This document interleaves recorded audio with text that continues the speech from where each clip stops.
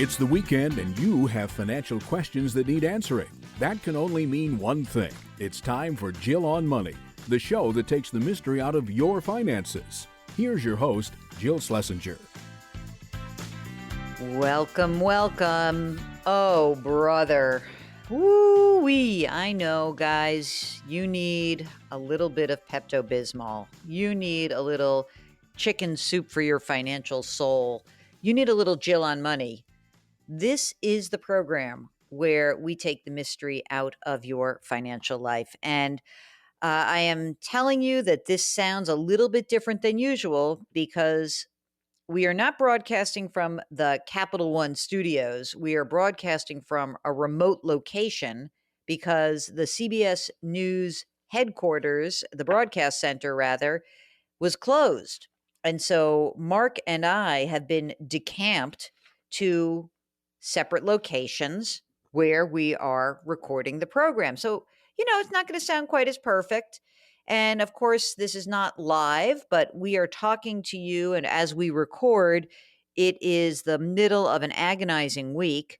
Boy, that Monday certainly caught me by surprise. So last week, we had to endure 10% losses in the stock market. And then we start on Monday, and then Sunday night, Federal Reserve going to do an emergency conference call. I do that Sunday night. And what happens? The Fed announces they're cutting rates. There are all these emergency measures. Things are going completely haywire. And Monday was a 3,000 point Dow loss, almost 13% for the Dow Jones Industrial Average. Maybe the third worst, but it was the worst percentage loss since the crash of 1987, a event that I certainly remember. Oh, Mark, you know what I'm going to do? I'm going to take a photo of the screen that from 1987, the day that I was on the floor, which I happen to have in this location, and you will see that the Dow Jones Industrial Average will show a minus 508 in terms of point loss. Now, of course, that was a 22% move. So I'll have to send that to you, Mark. You'll love it because it's a bit of history right there. Meanwhile, this is a trying time. And in response, I know we are a weekly radio show and we want to respond to you guys and what you need. So while we have the weekends to kind of hang out with you guys, if during the week you would like a little bit of hand holding, then you should check out our daily coronavirus market updates. That we're doing that through our podcast feed. So the podcast, it's called Jill on Money. So it's the same thing, Jill on Money, it's the radio show. There's also a podcast. And you can basically subscribe to that podcast wherever you would get podcasts. Now, I know some of you, perhaps even my mother would be one of these people, are not so familiar with the podcast universe. It's really easy to do. If you have an iPhone, you actually have a little button, a little icon that says podcasts, and you just click on that podcast icon. And all you have to do is type in under the search bar, Jill on Money. If you've got another podcast resource, if you've got somewhere else where you think you can get these shows, feel free. You can get this podcast wherever you get podcasts. That's Apple or Stitcher or radio.com, Google Play. What else am I missing? Mark, can you get it on Spotify? I'm not sure if you can. Maybe you can. I'm pretty sure you could. I think in Spotify. Yeah, Spotify too. So why are we doing this daily? Because our inbox is going completely ballistic. And I know that it is going ballistic, and I know you feel like you're going ballistic. So if you just need to vent, if you need some help, if you want us to walk you through what's going on, certainly just send us an email. It's askjill@jillonmoney.com. That's askjill@jillonmoney.com. You may also just want to go to the website. Our website is called jillonmoney.com. There's a contact button. It's in the upper right-hand corner, right by my head, where my hair is much shorter now that I look at it. Mark, I haven't looked at this picture in a while. By the way, on my website, I'm talking to the iconic Mohammed El-Arian, amazing economist, and he was very helpful for me in trying to understand this marketplace for sure. You can click on the read link. We've got a lot of stuff in the pipeline there. We have a lot of things about what to do. Mark, maybe we should put a new. I'll have to freshen up the stock market correction 2020 and make it bear market 2020. Here's what to do. And, you can watch some of the segments I've been doing for CBS. It has been a crazy time. It really has. And you can just go through at 2 minutes at a time to see how to actually get through this. And I think the one thing that we do really well at network TV is we put a ton of information in a short segment. So check all of those resources because I think that it would be really, really helpful for you. Most of us, we're stuck at home. Some of us are not feeling well. I want you to remember to be kind to all of the people around you. I just apologize to Mark just in general because I've been sort of cranky and pulled in a lot of different directions. I think that so many of us feel that. Remember, one of the traps around our financial lives is that money can be this concrete thing. So when you're feeling so much uncertainty, when you're feeling all of that anxiety, sometimes you express it around money. And as a result, what I think is very, very critical is that you're not obsessing too much about your money because you don't know what to do with all the rest of those emotions. Look, some people are going to have to obsess about their money. Let's be honest. There are going to be some people who have to make hard decisions. I did a whole segment about that on TV during the week about which bills should be paid first. Remember, always food and shelter come first. But, if you're stressing out about money and you don't know how to manage those feelings, put it out to us. Let us help you manage those feelings. Let us be that repository. Let us help you get through this really difficult period for the nation. I can't help cure anything that's going on in your health, but I hopefully can tamp down some of the anxiety that you could be feeling when it comes to your money. So please help us help you. All you have to do, send an email, ask Jill at jillonmoney.com, ask Jill at jillonmoney.com. And you can always go to the website. Again, that's jillonmoney.com is the website, and you click the contact button. Meanwhile, most of you are probably just kind of ready to settle in, and here it is. It is now. So take a deep breath. We've gotten into the show. That's the introduction. No call at the top. We're really going to try to walk you through this period. If there's something that's going on, you obviously have us to kind of hang out with. You know that we are the ones that can absolutely take this period and put it in context for you. Sometimes I think that's what's often missing when you're watching the news and you're getting yourself crazy. So, you know what?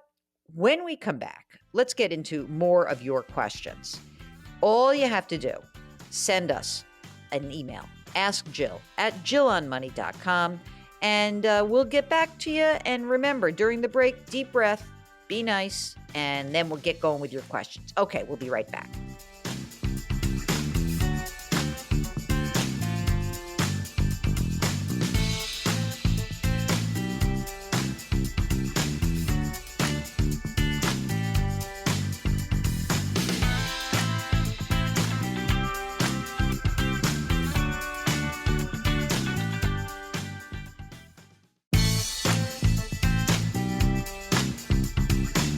Back to Jill on Money, where Jill Schlesinger helps you take the mystery out of your finances.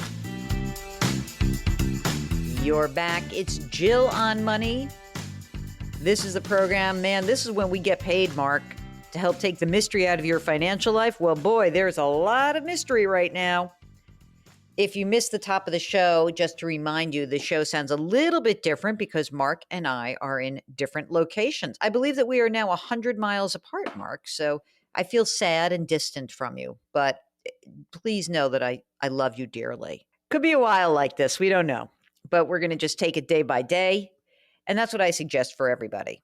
Let's get to some of your questions because I think that's really what we're here for right now. If you do have a financial question, especially something related to this very stressful period of time, just send us an email. It's askjill@jillonmoney.com. Sheila writes, I recently requested a withdrawal from my 401k at work, and I was told I was only eligible to get a hardship withdrawal, which is in quotation marks, which would involve sending documents prior to the withdrawal approval. So now that this coronavirus has developed, I still need the money, and I don't understand why it will not be released without a bunch of red tape. I don't understand. It's my money, and the longer it stays there, the more I'm currently losing. Thank you so much. Well, Sheila, this is interesting because what I'm wondering is what you need this for. Maybe what they're trying to do at the company is to help you avoid paying the penalty. Because I wonder if you're under the age of 59 and a half, if you do take a hardship withdrawal, then you can actually avoid paying the 10% penalty on the amount of money you're withdrawing. So that's number one. Number two, if you if you don't care and you just want your money, then you're going to still have to do some forms. But I also wonder if we have some other options for you. Are you taking this money out because you have no other money available? Are you taking this money out because you're worried about the market? I'd really like to have a little bit more information to help you out because I think maybe we have some alternatives for you. But of course, it's your money, but because it's a retirement account, there are very specific procedures that have to be followed by the company. So it's not their fault. Don't shoot the messenger, but do follow up with us so I can understand what you need the money for and whether we could just try to work through the issue that is prompting this. Okay. All right. Dan writes that my wife and I are on track to retire in July of this year and won't need to draw from our IRAs for 5 to 7 more years. We had about 5 to 7 years worth of after tax investments that we thought would bridge us to our required minimum distribution ages, but the balance is largely invested in equity funds, which have taken a heavy hit. Okay, so here we go. We still have about 18 to 24 months in cash, which would allow us to postpone selling any equity funds at these depressed levels. I just want to interject here. When you guys ask me about emergency reserve levels, this is precisely why I think it's so vital to have 2 years of your living expenses in the bank. Because without that, you are forced to withdraw, perhaps at a bad time.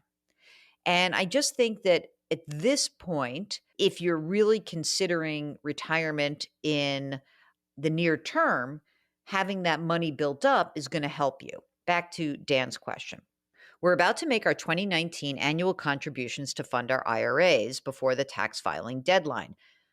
I have a Vanguard flagship account that holds our IRAs, and if I give the money to Vanguard, it will be invested according to our portfolio, 60 stock, 40 bonds. I also have an E-Trade account where I can put it anywhere I want. Recently, my wife acquired an inherited IRA that's in cash. We remain optimistic about the resiliency of the U.S. economy and believe it will recover in 12 to 24 months. Would you think we should invest our IRA contributions and the inherited IRA, altogether about $100,000, to equity funds to capture the upside when the economy recovers, or would you stick with the plan of 60-40? I'm going to stick with the plan of 60-40. And in fact, I'm not sure why you would actually put money into your IRAs. Are you sure you don't want to just beef up your cash? Is it really going to make such a big difference? That's one thing to consider.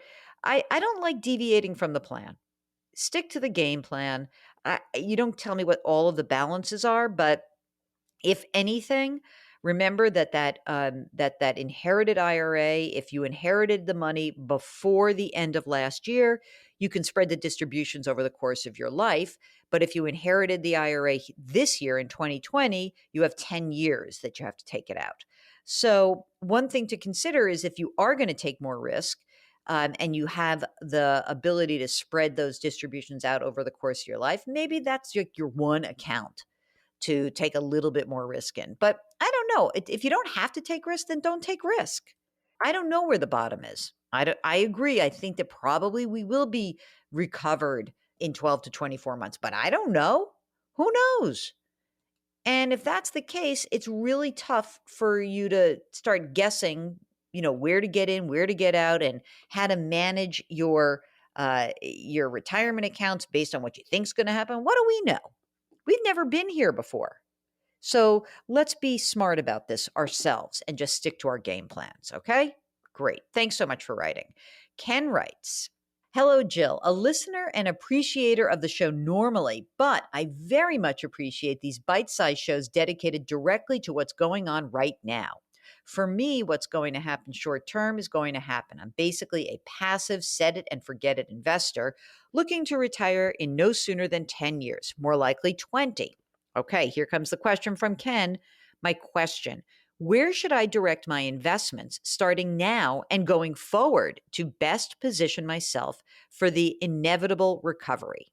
I feel like I want to invest in something that's exposed to the market 100% for a few years at least. The market may go down more, but I'd be willing to wait that out. And I want that recovery. Or is that too aggressive? Should I just look into an index fund or target date funds? Hopefully, that's a question that get everyone thinking to when things are on the mend, at least for a bit. Regards and thank you, Ken. Hey, Ken, this is just like the question I just answered. And I love that the Jill on Money listeners, while they are nervous, kind of in your heart of hearts know that we will get through this. If you are looking to capture a recovery, the easiest way to do it is with a broad-based index. I wouldn't put all of your money into this. I think that what you might want to do is, if you're feeling like you want to tilt your allocation, it's an allocation that you've got to tilt for the foreseeable future. So stick to your game plan. You'll get the recovery.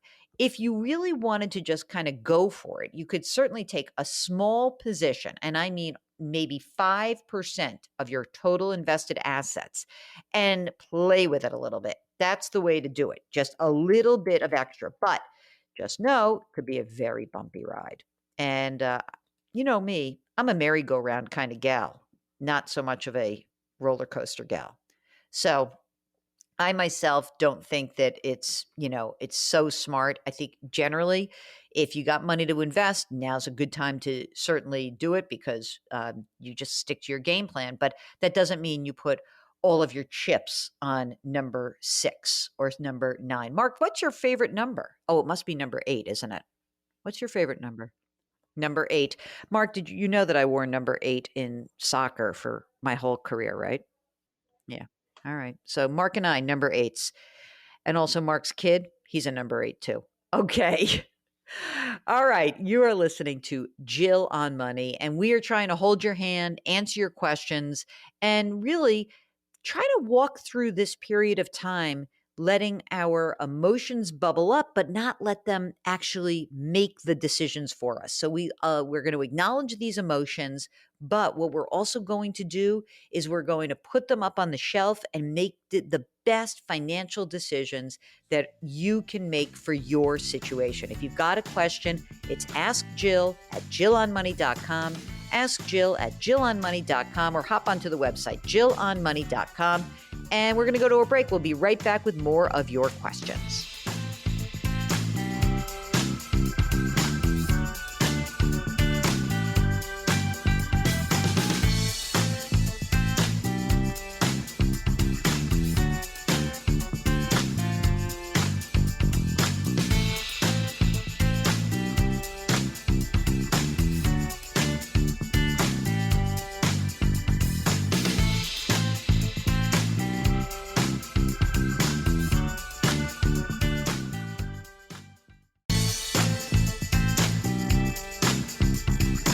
401ks, IRAs, refinancing, she covers it all. Back to Jill on Money with Jill Schlesinger.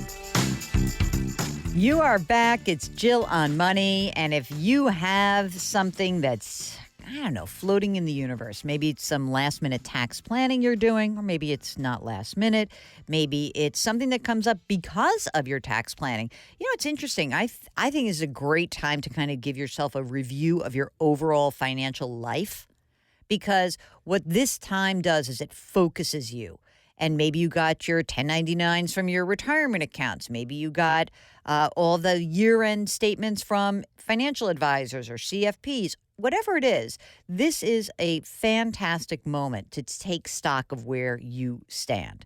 So if that's what's going on for you and you've got a question that has come up, send us an email. Ask Jill at jillonmoney.com. That's what George did. He says, we just received our statement, and with $500,000 invested, Fidelity says they will be charging us $1,500 for the first quarter. We opened a Roth IRA with Vanguard in 2019. We maxed them out. Should we transfer the money over to Vanguard or to another company? Do you have a financial advisor at Fidelity? Is that what's happening here? Because it sounds like you might. And you're getting charged a little bit more than a percentage point for an annual fees. So, if you are not, you've got to have an investment advisor. So if you want to do it yourself and you want to move over to Vanguard, sure, go do it. If we're missing something, let me know. If you want, Vanguard is pretty much the cheapest place you can go. Vanguard, T. Rowe Price, stick to those index funds. And if you don't need any help with your investments, then what you may want to do is just consolidate everything in one place. I think that always makes a ton of sense, really. And, you know, it can be scary, but for most people, you've probably been doing a lot of this stuff on your own. If you need help, a lot of the big fund houses have what's called an online advice portion. So this might be at Vanguard called the Vanguard Personal Service Advisor. At Charles Schwab, it's the Schwab Intelligent Portfolio. They're, quarter to maybe 0.25% or, maybe 0.3% annually. So that might be a thing if you want to get a little bit of advice. Okay, Kathy writes, my husband and I are 70 years old. We're both working full-time. We're both registered for Part A Medicare. Our primary medical insurance comes from group policies from our employers. My husband's plan is family, so his becomes my secondary. If he should retire before I do, must I take any action with Medicare? We know he has to apply for Medicare Part B. Is it okay for me to wait until I actually retire to apply? Can't Kathy just go to her own, then switch to her own policy? That's what I think you would do. And then you don't have to do anything. So I think what you would do is you would switch to your policy, your employer's plan, make it a single, then he gets Medicare, and then you're done. Does that make sense? I think that's the answer. Joe writes, he lives in New York and he wants to establish a revocable living trust where he is the trustee. Revocable means changeable. Okay? So the question is, can my revocable living trust be the beneficiary of my IRA? If I get hit by a bus, my brother would be the alternate trustee and distribute my assets according to the trust provisions, which would state that the IRA is to be distributed to my children, periodic intervals. Can my revocable living trust be the beneficiary of your IRA? Yes, but it's not great. You can do this, but here's what I would say. The beauty of an IRA is that you can distribute those assets to those kids, right? You can have them be the beneficiary of the IRA. The one thing I don't know is if you can stagger it. So I don't think you can put age limitations on when they receive it. But what I would do is, instead of asking me, a non-lawyer, about this, I would see an estate attorney, because a qualified estate attorney will walk you through the up and downs, the upside downside of a revocable living trust, as well as the idea of why you would want to have those IRA beneficiaries be your kids outright. So anyway, there it is. Okay. Anthony writes, I messed up. I just saw you on CBS this morning. Oh, you didn't mess up by watching CBS this morning. We're happy you did. All right, I know what you're... All right, here's the mistake that Anthony says he made. He said, I missed some payments and had a high credit card debt, auto loan, and a mortgage. Due to a situation with my parents, we suddenly moved to another state to care for them. I wasn't financially prepared to move, but then all of a sudden, basically, he stopped making payments on his mortgage. Oh. Anyways, FICO score went from, you ready for this, gang? From 740 to 570. Yowza. Now, the good thing is it then increased to 630, but now it's dropped to 603. He said, I thought with less debt and lower balances on my credit cards, regular uninterrupted payments, my score would continue to increase. It will. There are probably weird fluctuations here and there. Here's what you can do. Number one, make sure that you set up automatic payments on every bit of debt so you never miss a payment. And then you've got to really walk through what is the interest rate on all these different loans, scrub through your cash flow, and see where you can make a big dent. Do not close any accounts. Do not close any accounts. You want to make as many, you can put a credit card in the back of a drawer, but don't miss a payment. Set up automatic transfers so you hit your payment due dates. Do not miss a payment and try to put a little bit more on higher interest debt and put unused credit cards in the back of your drawer. Okay? That's it. Rachel writes, my husband and I have about $10,000 in credit card debt and about $2,500 in savings. We want to buy a home, but how can we save money and pay off debt at the same time? Is it smarter to pay off debt before getting a home? Hey, Rachel. Yes. Pay off the debt. Do not worry about this. Pay off the debt. Get 6 to 12 months in an emergency reserve, 6 to 12 months of your living expenses in an emergency reserve fund. And then on top of that, you can start saving for a down payment. You should not be buying a home if you're in that situation currently. Okay? All right. Good luck. It's Jill on Money. If you've got a financial question, send us an email. Ask Jill at jillonmoney.com. And during the break, go to the website, jillonmoney.com. There, you can sign up for our free weekly newsletter. Okay, we'll be right back.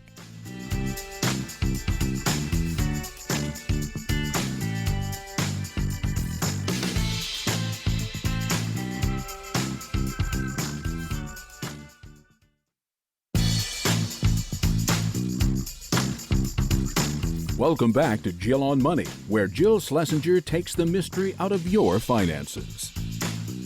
I love when Mark makes a mistake because it's so rare that he does.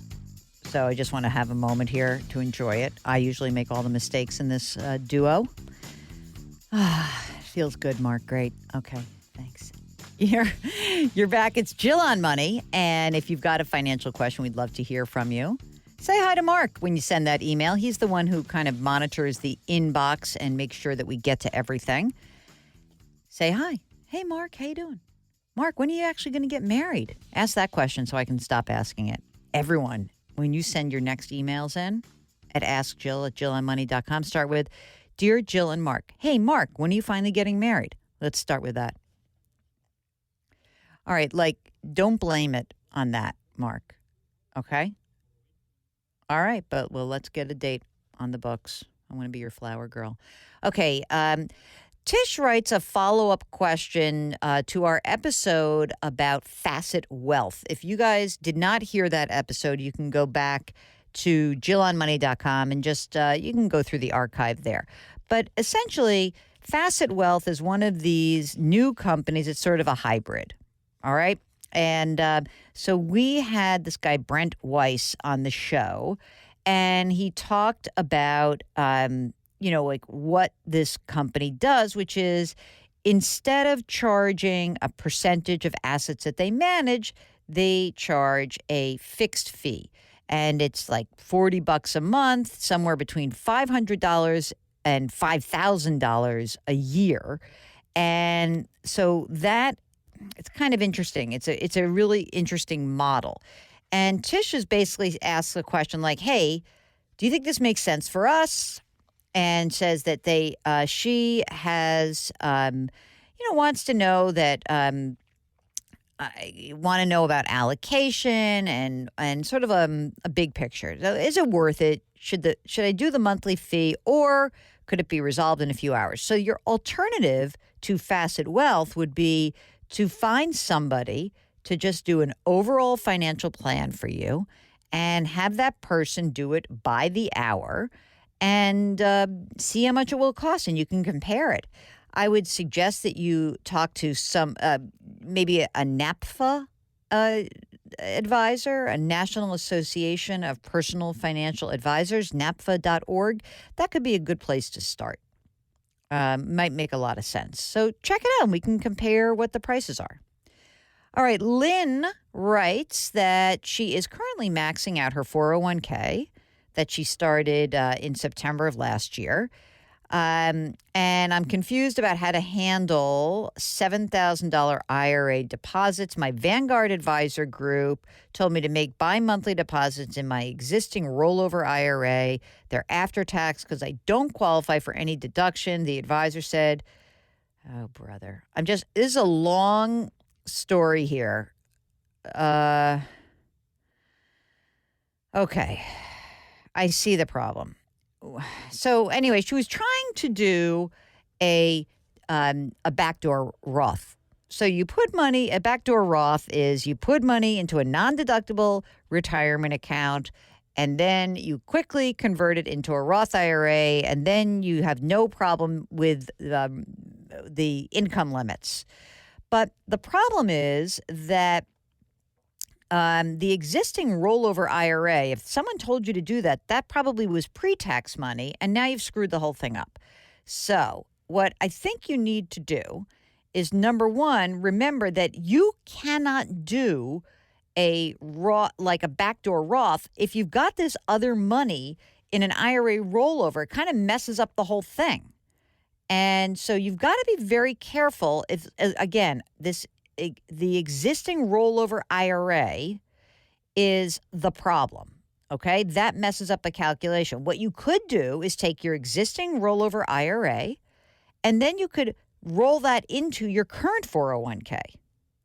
Put all that money together, then you can make a non-deductible IRA contribution into a brand new account, and then convert that into a Roth. That's what I would do. Now, the problem for you is that it seems like you've gotten a lot of questions and concerns. I think that what you really need to do is that you need to make sure the money is separated. You need to undo these transactions. And the first thing that I would do is take the old rollover and put it into your current 401k. Then the problem is going to cease to exist. If you need help with this, you say you have a CPA, you need to be very clear. Maybe the financial advisor maybe didn't realize there's this other account. But if you've got an existing IRA account or rollover IRA and it hasn't been taxed and you want to do a backdoor Roth, it makes it very difficult to do the backdoor Roth because there's this weird calculation that messes up the whole benefit of doing a backdoor Roth. Or you got to do the whole thing. And I bet you don't have enough money to pay the whole tax due on that. Anyway, I'm so sorry because it sounds like a little bit of a nightmare. Oh, gosh, Mark. Things are very confusing. All right. By the way, question about investing in real estate via Fundrise. Manish wants to do 5% of assets into it. I don't know anything about Fundrise. I just listen to them also on other podcasts, so I know that. But as long as anything is less than 5% of your total, that's great. You might want to dig into it a little bit more. You're listening to Jill on Money. If you've got a financial question, send us an email. Our email address, askjill@jillonmoney.com. We'll be right back.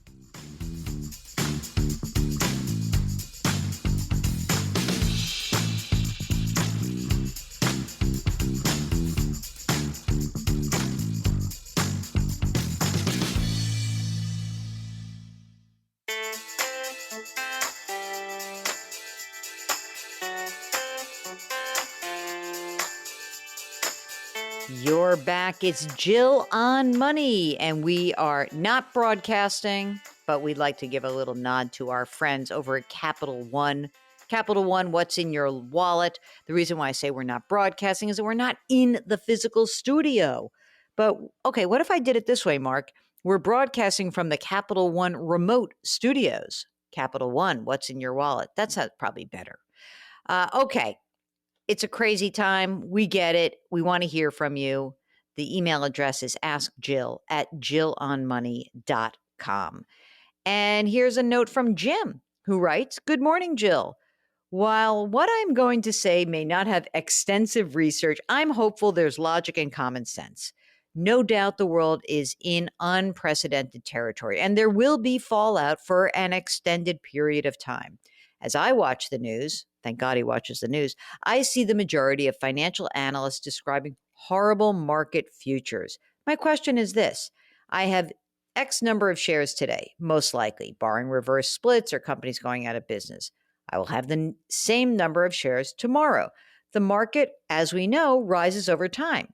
Why isn't a good part of the message being sent over the news to not panic?" Well, that's what I've been saying, but I'll get to that in a second. Fund managers are managing the funds appropriately, and we've been through this time and time again. I see things like this. Unless I sell, I don't realize the loss. A solid investment plan might even scream that this is a good time for investing. That's just my 2 cents, Jim. Jim, I got to tell you something. I love you. It's great. I agree, because in many respects, we get caught up in the hoopla. Someone sent me a note after I was on the air last night or the night before on Evening News, and they said, "You looked grim." I said, "Don't read that as grim. I was freezing cold standing in Times Square for an hour and a half. That was cold. I don't feel grim, and I don't think you guys should feel grim. I think that we should all be understanding that this is a terrible time. There's going to be real damage that is inflicted. But by and large, if you stick to your game plan, you're going to be okay." So stay tuned. We've got a whole nother hour to go in the program. This is Jill on Money. During the break, hop onto the website, jillonmoney.com. Tell me if you think I looked grim the other night. You can see. Just click on the watch button. Okay, we'll be right back.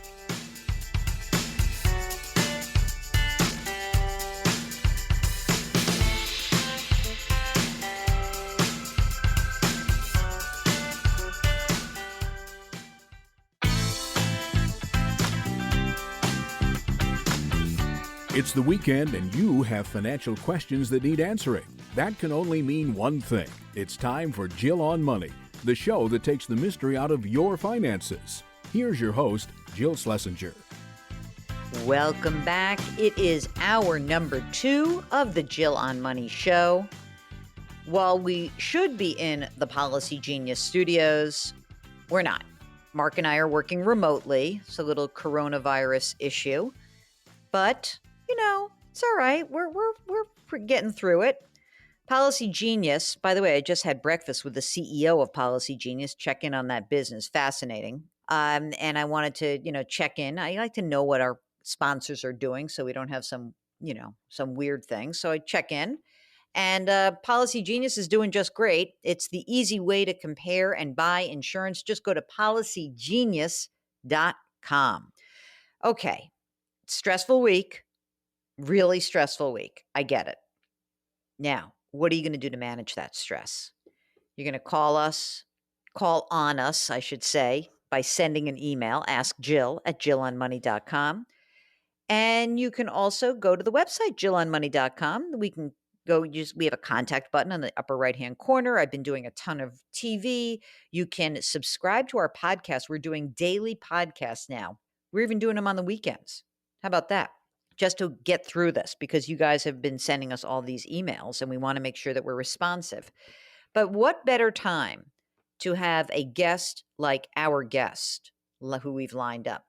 Melanie Katzman is a shrink. Yes, she is. I will tell you that when do we need a shrink? We need a shrink now. She's a PhD, a real live shrink, and really smart. And she wrote a book called Connect First, 52 Simple Ways to Ignite Success, Meaning, and Joy at Work. There's no better time to have a shrink than right now. Here's our interview with Melanie Katzman. Let's talk about your career for a second. What's the best career decision you've ever made? Moving to Hong Kong. Why did you move to Hong Kong? So I've been researching and working with people across the globe on issues having to do with changing gender roles and the impact that that was having in economies that were changing. And I had an opportunity to go to Hong Kong to do research and to do consulting. And at the time I made the decision, my children were small. My son had just got into what New Yorkers would call the right kindergarten. I had just renovated my apartment and I had moved into a new office. And at that time, I had just launched a new book. So everything seemed to be in place, and yet we took a risk, and everything that followed really jettisoned my career and I think impacted our family in a very positive way. Let's go back to your roots, because I always like to start at the beginning. See, this is like my dream, interviewing a shrink. Go for it. It's like having a session. So where'd you grow up? I grew up on Long Island. Were you a very good student? I was such a good student. You did. We were a good girl, per se. Well, you see, the thing is, if you're a really good student, then everyone thinks you're a really good girl, and that's when you get to have fun. So you could, but you knew how to play that early on. Yeah, I think that I was a born psychologist. I tried to figure out what were the rules that had to be followed and what were the rules that were maybe there to be explored. Were either of your parents therapists? They weren't. My mom was a stay-at-home mom, but she loved people and their stories. And so I grew up with somebody who had a great curiosity about everybody around her. My father was an entrepreneur, a self-made man. Neither of my parents went to college. And so I feel that my career has been the combination of my father's entrepreneurial spirit and my mother's curiosity in people. And so what did you study when you went off to college? Psychology. Really? From the beginning, you're like, I'm on this road. I'm in. But when I was an undergraduate, I was in Martin Seligman's lab. Mm-hmm. He's famous now for books about flourish and learned optimism. But when I was in his lab, he was studying depression, learned helplessness, and what happens when you don't have control in your life. My joke has always been that when I was in Marty's lab, he was depressed, and when I left, it all got happy. I've always known I wanted to study psychology, but I was initially an experimental psychologist doing experiments on rats. And that then morphed into people, clinical psychology, and then ultimately corporate consulting. So when you went into grad school, what did you think your job was going to be when you finished? Did you think you were going to go into research, or did you think you were going to go into private practice? I always wanted to have the balance between the two because I think empirical data is important to communicate your message with. So I understood that statistics were a way of appealing to the analytical side of people's minds. And on the other hand, I wanted to have training on the emotional connection. So I never had any question that I would do both if I could. And I've been lucky enough to have held university positions throughout my career. I mean, besides the fact that you're obviously a voyeur, you like to hear stories, but what is it that being a psychologist, what is attractive about it to you? Is it a connectivity kind of path? Is it helping people? Like, how do you feel about that? Well, to me, everything involves psychology. So I often think that people at work have two jobs. They have to be a good psychologist, and then they have to do whatever it is that their job requires to achieve the outcome. So for me, psychology impacts everything. So I love the story, as you say. I like being able to relieve people of their pain. I like to be able to create the shift in one's mind or mood that has a huge impact. You know, there are people who go to work and wonder about the meaning of their job. I've never questioned that. That's amazing. I know. I feel really fortunate about that. And psychology isn't always the easiest job. And people sometimes, you know, when I tell them what I do, they either run in the other direction and say, don't read my mind, or want to pin me down at a dinner when I'm there to relax and tell me things that maybe when I'm off I don't want to hear. Right. But for the most part, I feel as though it's been a wonderful career and has had applications in so many different ways. Can I just go back to something you said about Seligman, about the lab Sure. and depression? And you said something about uncertainty Yes. and depression. Can you talk a little more about that? It's a wonderful question, Jill, because one of the ways that we know that we can get people to stop acting on their environment is for them to see no connection between their behavior and the outcome. So learned helplessness was a term coined by Seligman, where we saw that initially rats, then dogs, then people, where if you try to do something and it had no result, you would stop trying. You'd basically curl up in your ball, go into your corner, and stop taking any action. And that leads to depression. Now, if you think about the way that you might be able to mediate that, if you can't control, you might be able to have predictability. And predictability, information, helps people cope and reduces stress. So examples of that kind of research is seen everywhere in the London Tube or the New York City subways, where now you'll see a sign that says B train or 2 train, delayed 6 minutes, 8 minutes. You can't make the train come any faster, but you can make a decision as to whether or not you're going to walk, take a cab, or just settle down and wait. So those things give us a sense of power even when we potentially are powerless over the outcome. I was thinking about when you said uncertainty because it just clicked in my mind. A lot of times we get calls and people are asking questions about investments and there's such a rife with uncertainty. Like your whole financial life is rife with uncertainty. And I'm wondering how you think that plays out into decision making, that if there's all this uncertainty, can it lead to people making really just bad decisions? Well, I think uncertainty leads to fear, and fear leads to closing down our minds and our doors. And so if we can help alleviate the fear of the unknown, we'll help people make better decisions. A lot of what I talk about in the book are ways that people can connect and build trust so that even in uncertain times, they can relax into the pursuit of knowledge with people who are more willing to share their perspectives with one another. We'll get right back to our interview with Melanie Katzman. During the break, hop onto the website, JillOnMoney.com, click the contact button. We can get your email or just send us a note. Ask Jill at JillOnMoney.com, and we'll be right back.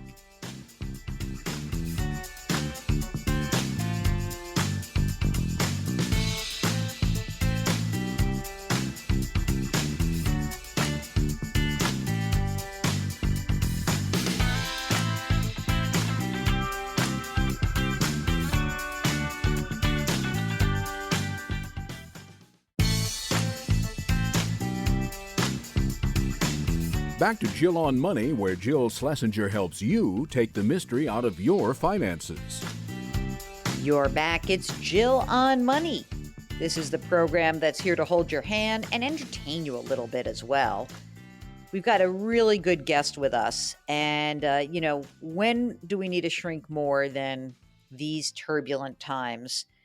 This is not a therapy session, I promise. But Melanie Katzman is a PhD.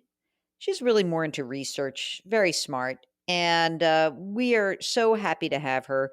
She's written a book, but I think more importantly, she's just got a really amazing energy, and you can tell that, for me at least, half the battle when I have some of these guests come in the studio is just to actually feel like I connect with them, and she's so easy to connect with, and her book is called Connect First. It's really interesting to me. The book is super easy read.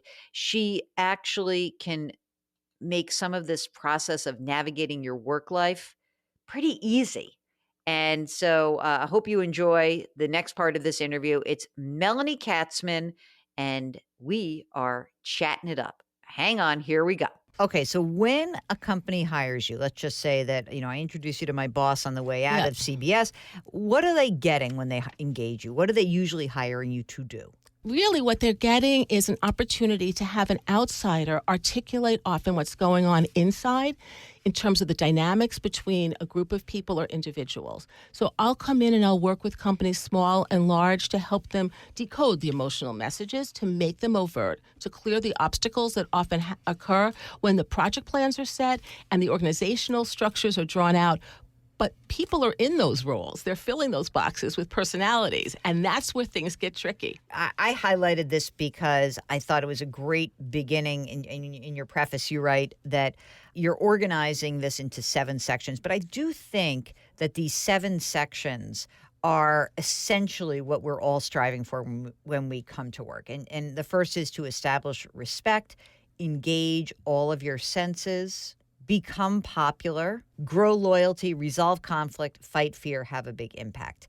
When you think about this, start with the respect and talk about how important that respect is to the building blocks. So when we talk about respect, the first part of the book is smile, say please, say thank you, offer praise. It seems so obvious, but the basics are basic and people don't get them right.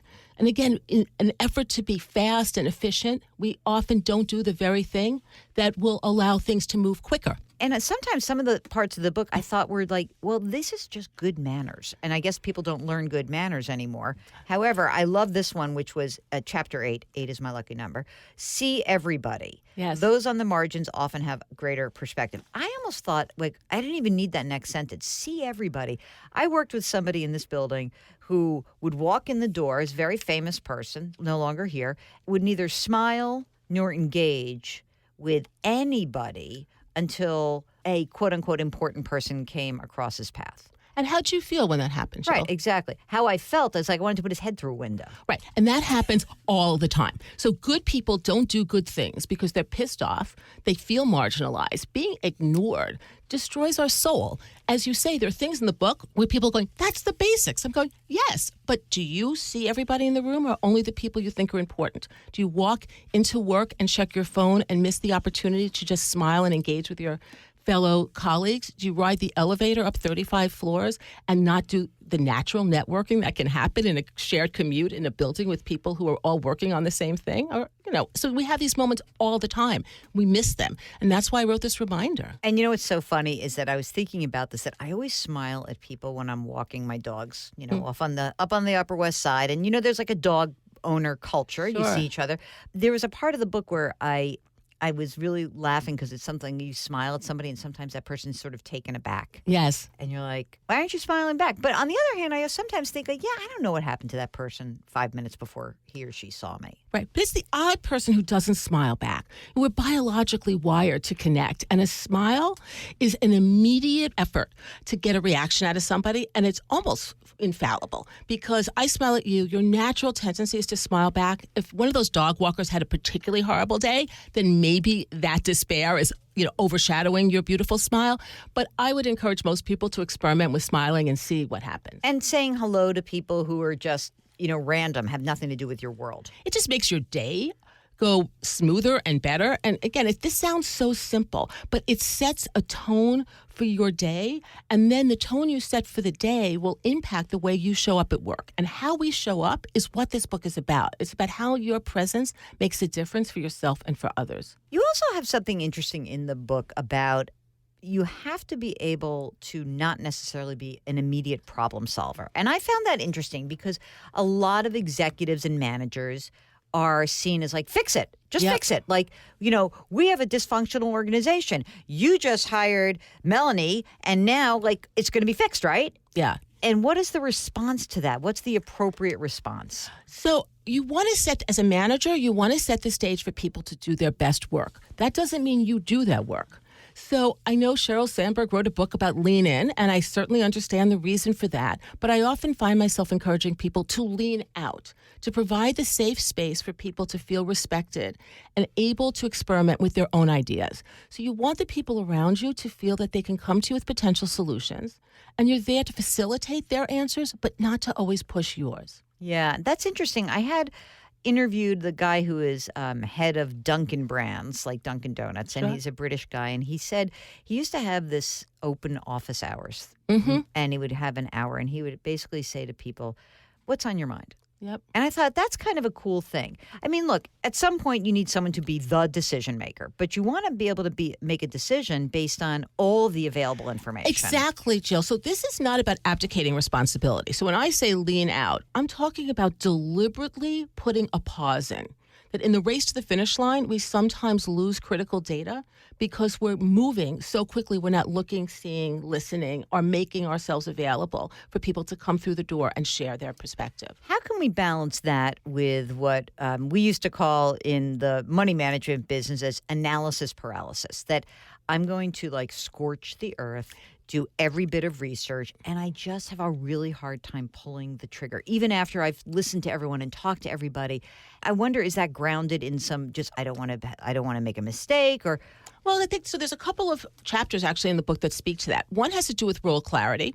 So who needs to do what when? The other is about respecting time. So what's the deadline? Does everybody know? And then what information do you need to know when you're done? We often don't know when we're done. And if you're the kind of person or team that has analysis paralysis, it's worth labeling it as such. And then saying, okay, who's going to be our minute manager? Who's the one who's going to send up the flag and has permission to do so? Where it's like, you know what? we have this deadline, we have these set of expectations, it's time. Is there ever a danger of soliciting too much so that everybody should tell me every single idea ever, and then all of a sudden you're sort of inundated and you can't satisfy many of these people? So first of all, one of the things I always remind everybody is that you can take opinions, but you don't have to follow them. And that's important to tell everybody when you're doing either a company poll or you're having a conversation. I'm interested, but I'm not committed to doing what it is that you're telling me. So people often feel validated because they've been heard. And if you repeat back to them, I heard you, that will calm them and actually help with their own ego in knowing that they've made a contribution.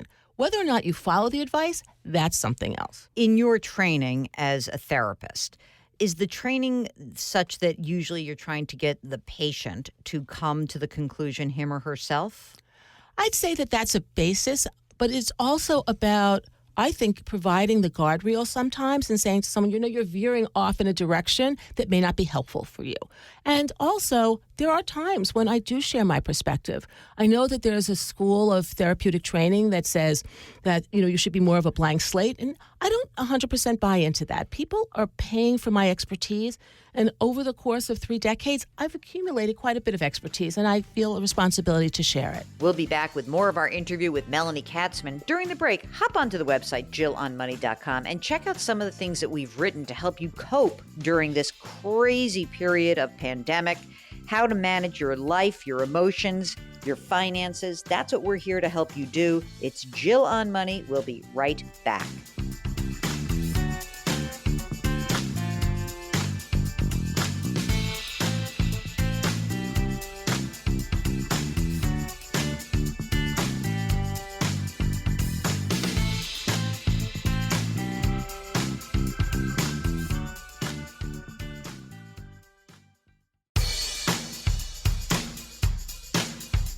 Do I invest here? Should I put my money there? Jill Schlesinger can help you. Back to Jill on Money. You're back. It is Jill on Money. If you've got a financial question, we'd love to hear from you. Ask Jill at JillOnMoney.com. We are calm sea, a calm moment in these turbulent times. Take a deep breath. We'll get through this with you. We promise. Mark and I are here, and we are delighted to bring to you one of really, I would say, one of the more entertaining guests that we've had in a while, Melanie Katzman. She's a shrink, and she is often brought into organizations to help with their dysfunctional structures. And I was interested in how she dealt with the people who don't really want to admit that there's a problem. Specifically, what happens if the boss brings you in on a project and then all of a sudden is like, but what problem? I couldn't possibly be the problem. That never happens. Sure, we've never experienced that ourselves. So here is the final segment of our interview with Melanie Katzman here on the Jill on Money show. If you have a CEO or a manager who has what you believe an incorrect perception of him or herself because obviously you come in and you get exposed to everybody, right? Sure. You get to interview everybody. It's kind of cool. Like you get the blank check and you like to, let me just tell you how you're actually perceived. Yes. How is that? How have you become adept at giving that information without A, making someone cry, or B, not having that person's back up against the wall? So that's the secret sauce, I think, about being a psychologist that goes into companies, is that I'm often hired to speak truth to power. And sadly, many people don't speak truth to the people that they're reporting to. So I get a slate of potential interviewees. I always ask for the best distractors, because it's not enough for me to talk to the people who are going to tell me about all of the things that are going well. I want to know who's an opinion maker, who might have sightlines into the things that aren't going well. My job is to get that information and then to sanitize it, if you will, to listen for themes, but then to put it together in a way that all of the identities are protected, that the themes are brought to light, and that I can present it back to somebody in a way that they can digest it. Because defenses go up very quickly, but the skill is being able to objectively say, here are the things that are going well. We all need to hear that. And most people don't take enough time to listen to the positive. And then here are ways that you might be able to develop. And here's some ways that you might be able to impact those challenges very quickly. I think that sometimes when you have somebody who says they want feedback, it's baloney. Yep. And if it goes on for so long, eventually the best people leave. So how do we help those kinds of like intractable personality Well, that's, types? I think, part of the reasons why people bring somebody in from the outside, like myself. It's going on in one of the companies I'm working with now, where I've given feedback to the CEO. He's heard a little. He shared the feedback with his senior team, and it wasn't exactly what I said, and they weren't particularly thrilled with the way in which it was fed back to them. But because I am the outsider, I have the opportunity to go back and say, let's just review what messages you heard and what you're communicating. It's funny because there are so many, obviously there's a zillion personality types, but sometimes I think we lump in like the CEO as a certain type, like the hard edge man, woman, do. And as you say in the book, like, listen, we're all human beings and we have tons of feelings and we do all want to connect. Absolutely. Yesterday, I was in LA kicking off an international conference for a group that is ranging from most junior managers to the most senior. And one of the things that really struck home for everyone in the room, because I could see them nodding their heads, was bosses have feelings too, right? If your boss is doing a good job, tell them. They just delivered an awesome address, tell them. You saw the effect of their efforts, tell them. And, in my position, I get to hear the emotional state from people at all ends of the corporate continuum. And I think people forget that we're all human. Your boss wants to be acknowledged in the same way you do. How do you feel about hard quotas around hiring, boards, senior management? For example, in some countries in Europe, they say you've got to have X number, 40% of board seats must be held by women. Well, so what if I were the queen of the world? And you are right now. Today, then I'm going to put on my crown and I'm going to tell you what I think. We need to have diversity of thinking and feeling and analyzing problems. So if you were putting your board together and you were assessing people on the quality of their thought, the capability that they have to scan the universe and bring in new information, and then you just saw who passed those screenings, I suggest that you may end up with a very diverse group of people in the room who have, lots of different color skins and, sexual orientations and the whole spectrum of diversity. Instead, what we do is we try to find somebody who has had this amount of, profit under their, what kind of P&L have they managed and have they been in the sector and how many years? And I think those kinds of definitions are holding us back. So initially, I would like to see diversity defined in the traits that people bring versus what their resume says. And it's so hard. I had a young entrepreneur, growing company comes to me and says, I really need women on my board. Yep. I'm like, okay, great. I send him 3 or 4 women, all of whom are, when I tell you, really interesting, cool, great prospects. And he rejects each of them because for one reason or another, she doesn't have C-suite experience, or, she really isn't, she doesn't have direct financial services. Mm-hmm. She's more from technology. And I thought to myself, this guy only wants to hire people like himself. And this is the argument for the quotas, right? Because like you, I hear this over and over again, that there's a reason why someone isn't qualified. And it goes back to my statement, what is qualifications? Like, how are you defining what you need? Do you really need to have someone who has the exact resume that you have? Or do you need somebody who's going to bring something into that room that is currently missing? And that doesn't mean hiring mini-me's. All right, last, before I go, I have a lot of chapters highlighted here at the end. And the book is called Connect First, 52 Simple Ways to Ignite Success, Meaning, and Joy at Work. I love your cover art also. Thank you. Of course, you're a shrink, so you're going to love standing in someone else's shoes, which is, you're highly empathetic. I totally get that. I like chapter 33, Apologize. Mm-hmm. Don't justify or explain why. And now I need to talk to you about why, especially in the workplace, people don't apologize. What holds them back? People are always so afraid that they're going to lose their power because they give someone else credit, lose their power because they're going to say, I'm sorry, or admit to an error. It's just the opposite. We are attracted to and want to work with people who treat us with respect, who are honest, and who take responsibility. And if I apologize to you and say, Jill, I'm sorry I made you feel the way you do, which is such a common way, that's not an apology. Right? That's telling you it's your fault. And I'm then abdicating any responsibility. So I think knowing how to apologize well is a skill. Thanks to Melanie Katzman. It was such a fun interview. Her book is called Connect First, 52 Simple Ways to Ignite Success, Meaning, and Joy at Work. When we return, more of your questions. It's Jill on Money. We'll be right back.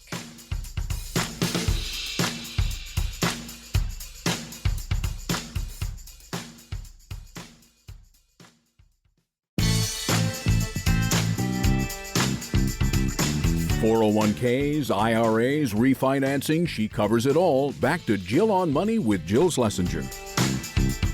You're back. It's Jill on Money. If you've got a financial question, we'd love to help you out. Our email address is askjill@jillonmoney.com. Okay, let's get into it because we hate when those emails pile up. Eric writes, the past few years, my wife and I have received a tax refund of about $1,000. In the past, we've split the money between our two children and added it to their 529 accounts. However, we're now at the point that we feel comfortable stepping back from their college savings. I'm weighing the options of opening either a small taxable brokerage account with future refunds or with money gleaned from adjusting our withholding, or using that money to do a small in-plan Roth rollover from my 401k. Aha. As a little background, I'm 37, my wife's 32. Our adjusted gross income puts us near the bottom end of the 22% tax bracket. Okay, so that's kind of great. Let's just remind everybody what that is. Also remind myself what that is. Okay, so married filing jointly, the tax bracket for 2020 is, I'm just going to give you the round number, $80,250 goes up to $171,000. They got an emergency reserve fund, 4 to 6 months. They both contribute to their 401ks up to the match, and they max out their Roth IRAs. My 401k is a Roth, but it's new to our plan. The majority of my assets are on the traditional side. We estimate 40% of retirement assets in Roth, the remaining 60%. Any suggestions you might have would be appreciated. Okay. I guess there's I have like a general tendency to say do the Roth, especially at 22%. I just want you to be very careful in doing this in terms of making sure you don't trigger any sort of taxable event. That's what's really important to me. I don't mind the idea of a brokerage account, especially because it sounds like you've got young kids.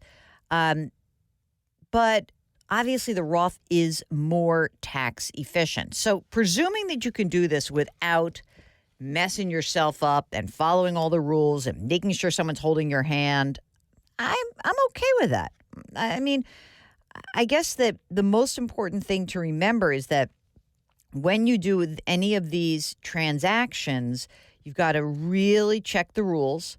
You want to make sure that someone on the other side, meaning that your 401k plan allows for this. This is kind of referred to as a mega backdoor Roth, and that you just have somebody there who is going to help you out. If it seems like a big pain in the neck, then I'm okay with you doing a brokerage account, okay? Steve writes, I love your show. I listen every week. Yay, Steve. My question is about the new Secure Act, and specifically the elimination of the Stretch IRA. I'm 64, and I'm retired. I live off my pension and my wife's income. Neither of us has started to draw Social Security. We've saved a lot of money. It's well diversified. They've got $2 million in traditional IRAs and 401ks, and another $2 million in their brokerage account CDs cash. So it's about 45% stocks, 55% bonds and cash. One daughter. Their expenses are $5,000 to $6,000 a month. My concern is the $2 million plus in tax-deferred accounts and the impact it will have on my daughter. What with the elimination of the Stretch IRA? Should we start doing Roth conversions immediately, and or are there any other strategies you might suggest? Well, I mean, here's the thing. Sounds like you got a lot of income. So the question is, I don't know, what do you think your daughter's tax bracket's going to be? I mean, you could start taking some of this money and paying the tax that's due. But if she's going to be in a low tax bracket in the future, I don't know what she does. Maybe you don't have to worry too much. She still has 10 years to get the money out. It's not the worst thing in the world. So I think that one thing that I would consider is, just how much it would cost you to start converting this or just pulling the money out. I don't know. but you got a lot of money. $2 million, a lot of money to get out at age 64. And I don't know. Why am I not so freaked out about this, Mark, that everyone seems to be nutty about the stretch? I don't think it's that big a deal. Like, so she's going to have to take the money out. Depending on her situation, she can, pay the tax due. But I don't know. I'm not sweating this one. I'm just not. It's like kind of the money's not been taxed. I think theoretically that's why I'm not stressed. Mark, what do you think? I know. Mark says I don't mind paying taxes. I never worry about paying taxes. Just pay them. Relax. All right. Sarah writes, we have several credit cards that have not been used in years. Should I cancel them? I also intend to freeze our credit. No, don't cancel them because this weirdly changes can change your credit score because there is a utilization, and that means that ratio where if you have available credit and you're using a low percentage of that credit, that is actually a good thing for your credit score. So stick them in the back of your desk drawer and don't worry about it. You are listening to Jill on Money. If you have a question, we'd love to hear from you. Send us an email, or when you're on our website, jillonmoney.com, click on the contact button. It's in the upper right-hand corner, and we would be delighted to help you out. jillonmoney.com, that's the website. And while you're there, hey, sign up for our free weekly newsletter. We'll be right back.